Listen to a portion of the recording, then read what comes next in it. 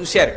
అమ్మా, దశరథ మహారాజు గారి కొడుకు రామచంద్రమూర్తి సీతమ్మతో కలిసి తండ్రిని సత్యమునందు నిలబెట్టడానికి అరణ్యవాసానికి వస్తే రాముడి భార్య అయిన సీతమ్మని రావణుడన్న రాక్షసుడు అపహరించాడమ్మా.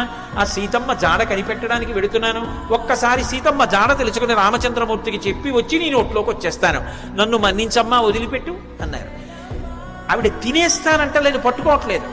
ఆవిడంది కుదరదు, ఇది దేవతల వరం, అంటే నిన్ను పరీక్షించాలి, దేవతలు అడిగారు కాబట్టి నువ్వు నా నోట్లోకి వచ్చి వెళ్ళు అంది.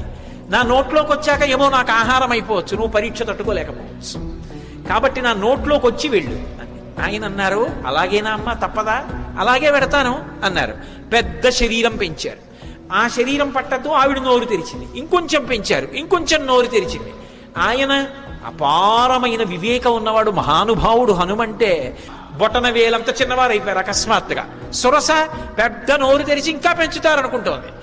ఆయన ఈ స్టోరీలో నెక్స్ట్ ఏం జరిగింది తెలుసుకోవాలంటే ఫుల్ వీడియో ఆల్రెడీ మన ఛానల్లో అప్లోడ్ చేశాను, లింక్ డిస్క్రిప్షన్ లో ఉంది. ఇది జస్ట్ బిగినింగ్ మాత్రమే, అసలు కథ ఇప్పుడే స్టార్ట్ అవుతున్నాయి.